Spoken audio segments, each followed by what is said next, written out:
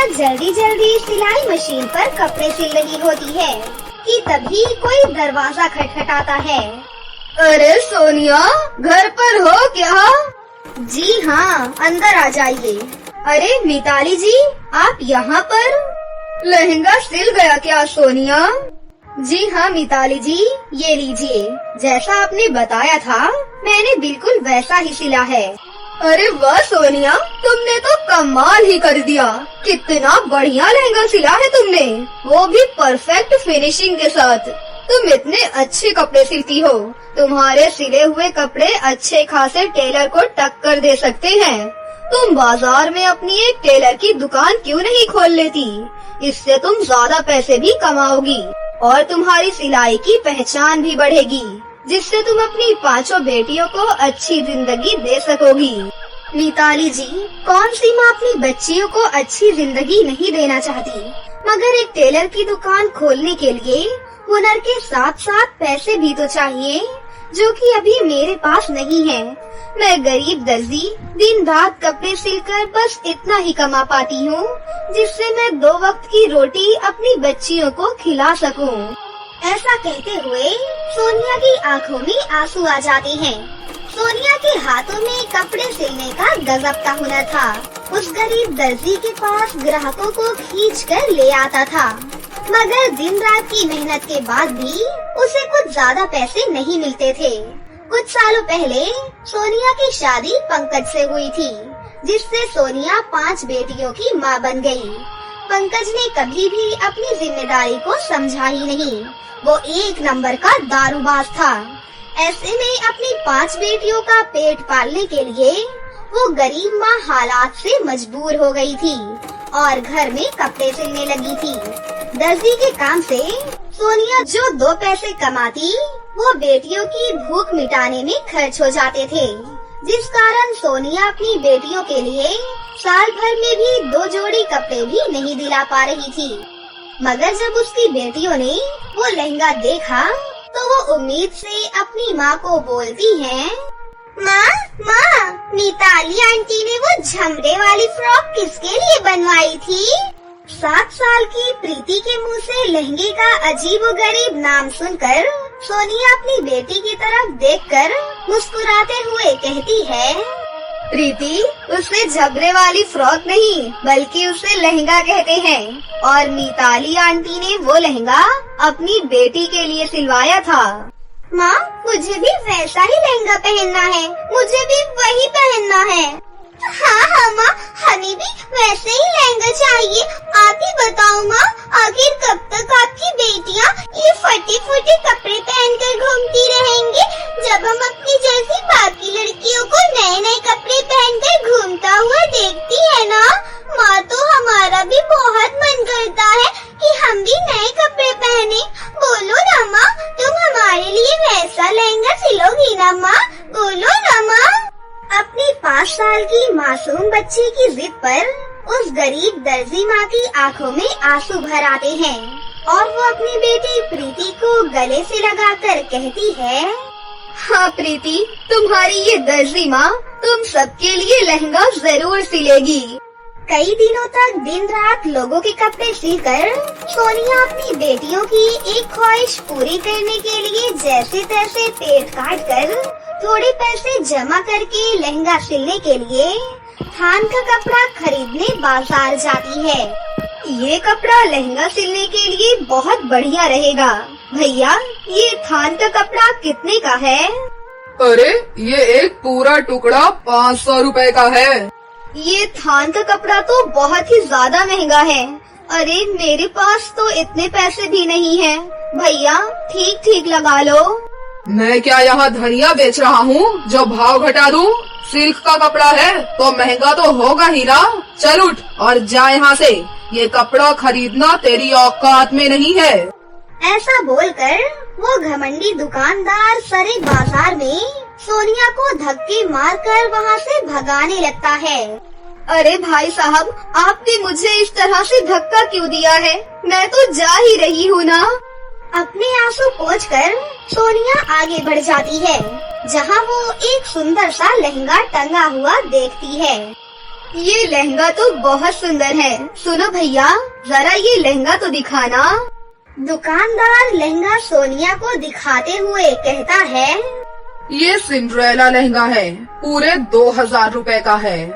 2000 की कीमत सुनकर सोनिया के शब्दों में हिचकिचाहट भर जाती है और वो अपनी मुट्ठी में दबाए हुए 200 रुपए को देखने लगती है।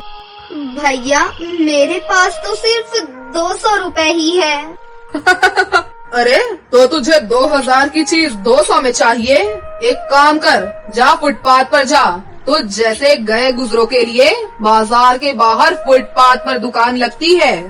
सोनिया उदास और निराश मन से एक जंगल में जाकर बैठ जाती है।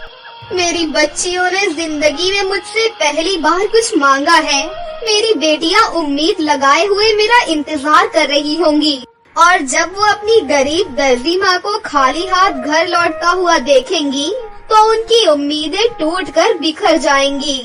तभी अचानक सोनिया की नजर अपने चारों तरफ लगे हुए पेड़ों पर जाती है, जो कि बड़े और चमकीले पत्तों से भरे हुए होते हैं और सोनिया को अपनी बेटियों की ख्वाहिश पूरी करने का जरिया मिल जाता है। ये पत्ते कितने चौरस और मजबूत भी हैं। मैं इन पत्तों से अपनी बेटियों के लिए लहंगा और भी बहुत से कपड़े बना सकती हूँ।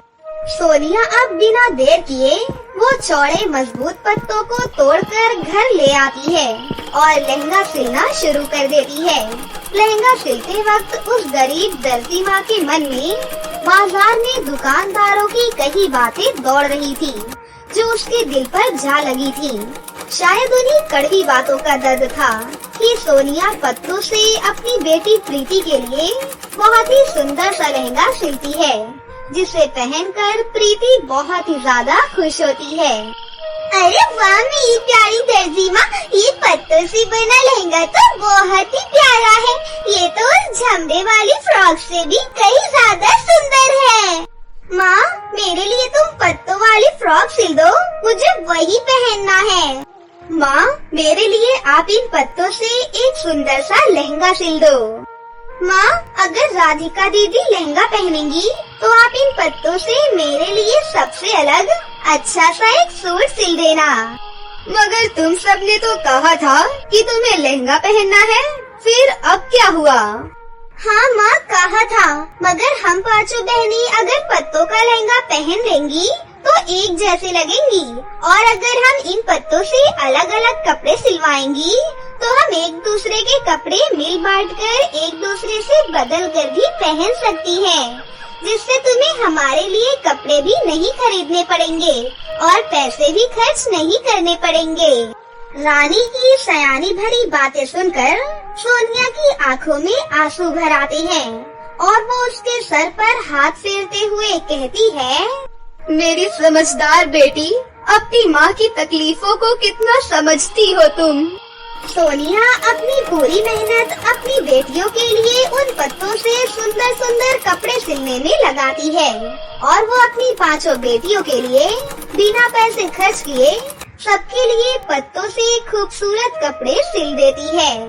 देखो माँ, हमारी गुड़िया भी पत्तों की ड्रेस पहनकर कितनी ज्यादा खुश है, कैसे हाथ पैर से खेल रही है। अब सोनिया की बेटियाँ जैसे ही पत्तों का सिला हुआ लहंगा, फ्रॉक और सूट पहनकर अपने घर से बाहर निकलती है तो गली कूचे के लोगों की नजर उन पांचों पर टिक जाती है, जिससे कि सभी के घर के बच्चे उनके जैसे पत्तों के कपड़े पहनने की जिद करने लगते हैं, जिससे कि अब उस गरीब माँ की कमाई का जरिया बढ़ता है और धीरे धीरे अब सोनिया के सिले हुए पत्तों के कॉस्ट्यूम्स उसके घर से गली और गली से बाजार भर में छा जाते हैं। और एक दिन बड़ी महंगी सी गाड़ी उस गरीब दर्जी के घर के दरवाजे पर आकर रुकती है और एक अमीर लड़की अंदर आती है, जिसके कपड़े बहुत ही मॉडर्न थे। नमस्ते सोनिया जी, आप मुझे नहीं जानती, मगर आपकी ड्रेस डिजाइन से हर जगह आपका ही नाम है। मैं ड्रेस डिजाइनर हूँ, मगर आपने पत्तों से कपड़े डिजाइन करके एक अलग क्रिएटिविटी दिखाया है। मैं चाहती हूँ आप मेरे लिए काम करें। मैं आपको पत्तों वाला ड्रेस मटेरियल दूंगी। आपको मेरे लिए ड्रेस बनानी होगी। ये रहे आपकी एडवांस के 5 लाख रुपए। सोनिया ने अपनी अब तक की जिंदगी में अपने हाथों में पहली बार 5 लाख रुपए देखे थे, क्योंकि गरीबी में दिन रात आंखें गड़ा कर भी सिलाई में उसके हुनर के हिसाब से किसी ने उसे पैसे नहीं दिए थे। मगर किसने सोचा था कि उस गरीब दर्जी माँ की अपनी बेटियों की ख्वाहिश को पूरा करने की एक कोशिश उसकी जिंदगी में कमाई के बंद रास्ते भी खोल देगी। उस दिन से सोनिया एक डिजाइनर के तौर पर पत्तों की तरह कपड़े सिलती है। आज हर तरफ मॉल से लेकर दुकानों बाजारों में सोनिया के सिले गए कपड़ों की मांग सबसे ज्यादा है। और अब सोनिया अपनी 5 बेटियों के साथ एक आलीशान घर में अपनी जिंदगी जीने लगती है। अनाया और शनाया दोनों जुड़वा बहनें थीं। बचपन से ही दोनों में बहुत प्यार था। एक दूसरे के साथ रहना, खेलना, हंसना, बातें करना, पढ़ाई भी एक साथ करना, एक जैसे कपड़े पहनना, एक ही जैसा तैयार होना। उन दोनों की जोड़ी को देखकर मोहल्ले और रिश्तेदारी के लोग उनकी बहुत तारीफ करते थे। पर स्कूल में उन दोनों को लेकर थोड़ी सी परेशानी चल रही थी, जिसके लिए उनकी क्लास टीचर उनके पेरेंट्स से बात करना चाहती थी। अनाया, शनाया, कल पेरेंट्स टीचर मीटिंग है। तुम दोनों अपने मम्मी पापा को बोल देना। ओके मैम, हम बोल देंगे। अनाया और शनाया दोनों स्कूल के गेट से बाहर आ जाती हैं। फिर शनाया अनाया से कहती है, अनाया, तुम मम्मी पापा को पेरेंट्स मीटिंग के बारे में बिल्कुल भी मत बताना। मुझे पता है मैम मम्मी पापा से हमारी क्लास अलग करने की बात कहेंगी। अरे हाँ, तुम बिल्कुल ठीक कह रही हो। ये तो मैंने सोचा ही नहीं। अगर हम दोनों की क्लास अलग अलग हो गई, तो हम दोनों बहनें अलग हो जाएंगी। ठीक है, मैं मम्मी पापा को कुछ भी नहीं कहूँगी और तुम भी मत कहना। अनाया और शनाया अपने मम्मी पापा को टीचर पेरेंट्स मीटिंग के बारे में नहीं बताती हैं। पर एक दिन उनकी क्लास टीचर उनकी मम्मी को मार्केट में मिल जाती हैं और पेरेंट्स मीटिंग की बात करती हैं। तब उनकी मम्मी को सब कुछ पता चलता है कि काफी दिनों से टीचर उनसे मिलना चाह रही थी। आपको पता है, इन दोनों की टीचर आज मुझे मार्केट में मिली थी। वो हमें पेरेंट्स मीटिंग में बुलाना चाहती थी, पर इन दोनों ने इसलिए नहीं बताया था कि इन दोनों की क्लास अलग ना हो जाए। अभी तो दोनों छोटी हैं, बड़े होकर भी इन दोनों ने साथ रहने की जिद की तो। मम्मी, हम दोनों हमेशा साथ रहेंगे। हाँ मम्मी, हम दोनों हमेशा साथ रहेंगे। कोई बात नहीं विमला, बच्चियां हैं, बड़ी होकर सब कुछ समझ जाएंगी। ऐसे ही समय बीतता गया और वक्त के साथ साथ दोनों बहनें बड़ी हो गयीं। दोनों के लिए अच्छे घरों के रिश्ते आने लगे। अनाया और शनाया के मम्मी पापा चाहते थे कि दोनों के लिए अच्छा रिश्ता मिल जाए। अनाया एक स्कूल में टीचर थी, जबकि शनाया एक बैंक में नौकरी करती थी। दोनों के लिए अच्छे रिश्ते आ रहे थे, पर अनाया और शनाया दोनों ही हर रिश्ते के लिए मना कर देती थी। क्या हुआ अनाया, लड़का तो बहुत अच्छा था, फिर तुमने रिश्ते के लिए मना क्यों कर दिया बिटिया? बस ऐसे ही, वो मुझे अच्छा नहीं लगा। मैं सब कुछ जानता हूँ, ये तुम दोनों की चाल है, इसलिए तुम दोनों हर रिश्ता मना कर देती हो। ऐसे कैसे चलेगा जी? आप इन दोनों के लिए रिश्ते लाते रहोगे और ये दोनों हमेशा मना करती रहेंगी। हेलो जी, बोलिए। जी okay, thank you so much, आपने मेरी बहुत बड़ी मदद कर दी। मैं आपसे कल मॉर्निंग में बस स्टॉप पर मिलती हूँ। जी ओके ओके। क्या हुआ अनाया, तुम इतनी खुश क्यों हो गई? किसका फोन था? अरे आज सुबह बस स्टॉप पर मेरा पर्स गिर गया था। मैं जल्दी में थी तो मैंने ध्यान ही नहीं दिया और यहाँ घर आई तो यहाँ ये सब हो गया, तो मैं तुम्हें बताना ही भूल गई। वो मेरा पर्स जिनको मिला है उन्हीं ने कॉल किया था। उनका नाम विहान है। उनको मिल गया है। उन्होंने मेरे कार्ड्स पर मेरा नंबर देख लिया था, तो मुझे अभी अभी कॉल किया है। कल सुबह वो मुझे बस स्टॉप पर मिलेंगे, तो मैं उनसे ले लूंगी। ये तो बहुत अच्छा हुआ, वरना आजकल के जमाने में ऐसे लोग कहाँ मिलते हैं जो किसी का पर्स लौटा दे। अगले दिन अनाया विहान से मिलती है। विहान उसे पर्स दे देता है। धीरे धीरे दोनों में अच्छी दोस्ती हो जाती है। अनाया को विहान का स्वभाव बहुत अच्छा लगता है। एक दिन विहान ने अनाया से कहा, अनाया, मैं तुमसे शादी करना चाहता हूँ। मुझे तुम बहुत पसंद हो। विहान, मैं तुमसे शादी नहीं कर सकती। सॉरी, मुझे माफ करना। हम अच्छे दोस्त बनकर रह सकते हैं, पर शादी नहीं। पर अनाया, कोई तो वजह होगी जिस कारण तुम मना कर रही हो।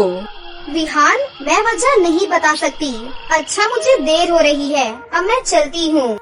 अनाया विहान को प्यार तो करती थी, पर वो विहान से भी ज्यादा अपनी बहन शनाया को प्यार करती थी। अनाया विहान से शादी के लिए मना कर देती है और वापस घर आ जाती है। कुछ दिन से अनाया बहुत उदास थी। शनाया भी ये सब देख रही थी। अनाया, तुम मेरे लिए अपने प्यार को क्यों छोड़ रही हो? तुम विहान से शादी के लिए हाँ कर दो। नहीं शनाया, हम दोनों बहनों ने हमेशा साथ रहने का वादा किया था, इसलिए हम अगर शादी करेंगे तो उसी घर में करेंगे जिस घर में जुड़वा भाई होंगे। हम जुड़वा बहनें उसी घर में शादी करके जाएंगे। अपनी बेटियों की बात उनके माता पिता सुन लेते हैं। वो दोनों चिंता में पड़ जाते हैं। अनाया और विहान को मिले कुछ दिन बीत चुके थे। एक दिन अनाया अपने कमरे में उदास बैठी हुई थी कि तभी उसके फोन पर विहान का कॉल आता है। विहान, मैंने तुम्हें मना किया था ना, मैं तुमसे शादी नहीं कर सकती। मेरी कुछ पर्सनल वजह है। अनाया, मैंने तुम्हें इसलिए फोन किया है कि मैं तुम्हें कुछ बताना चाहता था कि मैं आज अपनी फैमिली के साथ लड़की देखने जा रहा हूँ। लड़की मुझे बहुत पसंद है और मेरी फैमिली भी उसे पसंद करती है। ओह अच्छा, तुम्हें वो लड़की पसंद है। चलो, अच्छी बात है। कॉन्ग्रेचुलेशंस। ओके बाय, रखता हूँ। अनाया की आंखों में आंसू आ जाते हैं। तभी उसकी मम्मी उसे आवाज लगाती है। अनाया बेटा, शनाया कब की तैयार हो चुकी है। बुआ जी के घर फंक्शन शुरू हो जाएगा और हम अगर देर से पहुँचेंगे तो अच्छा नहीं लगेगा। माँ, मेरा जाना क्या जरूरी है? मेरी तबीयत थोड़ी ठीक नहीं है। अनाया, देख यार, पहले ही ये साड़ी बांधकर मैं दुखी हो चुकी हूँ। ऊपर से तू ड्रामे मत कर। जल्दी से तू भी ये साड़ी पहनकर तैयार हो जा। अनाया और शनाया फंक्शन में जाने के लिए तैयार हो चुकी थी कि तभी उनके पापा किसी के साथ घर में एंट्री करते हैं। आइए आइए भाई साहब, आओ बेटा। और आप सबको घर ढूंढने में कोई परेशानी तो नहीं हुई? अनाया देखती है कि उसके सामने विहान और उसकी फैमिली खड़ी है, पर विहान के साथ हूबहू उसका हमशक्ल एक और लड़का भी खड़ा था जो बिल्कुल विहान का जुड़वा लग रहा था। अंकल, ये मेरा जुड़वा भाई विवान है। कल ही लंदन से वापस आया है। अच्छा, जिनके बारे में तुमने बताया था। हाँ। नमस्ते अंकल। भाई साहब, हमें तो अपने दोनों बेटों के लिए जुड़वा लड़कियां मिल जाएंगी, ये हमने कभी सोचा ही नहीं था। बिल्कुल जी, दोनों बच्चियाँ कितनी प्यारी हैं। विहान बेटा, इनमें से अनाया कौन है? मिलवाओ तो। अब तक अनाया और शनाया कुछ भी नहीं समझ पाई थी। बुआ जी के घर फंक्शन में जाना तो एक बहाना था, और विहान ने जो फोन किया था कि वो लड़की देखने जा रहा है, सच तो ये था कि वो लड़की अनाया ही थी। अनाया शनाया के पिता उन्हें सब कुछ बताते हैं। एक दिन अनाया के फोन पर विहान का कॉल आया था। उस समय अनाया वहाँ पर नहीं थी। अनाया के पापा ने विहान का फोन उठा लिया था। तब इस बारे में कि अनाया और शनाया जुड़वा बहनें हैं और वो जुड़वा भाइयों से ही शादी करना चाहती हैं, विहान को इस बारे में पता चला और चांस की बात ये थी कि विहान और विवान भी जुड़वा भाई थे। पर विहान और विवान ने ऐसा कभी नहीं सोचा था कि वो दोनों जुड़वा बहनों से शादी कर पाएंगे। पर शायद उन दोनों के संजोग ऐसे ही लिखे थे। सब लोग इस रिश्ते से बहुत खुश होते हैं। अनाया और शनाया दोनों बहनें गले मिलती हैं। दोनों की खुशी का ठिकाना ही नहीं था। एक ही मंडप में अनाया और शनाया दुल्हन बनती हैं और धूमधाम से दोनों जुड़वा बहनों की शादी दो जुड़वा भाइयों से हो जाती है।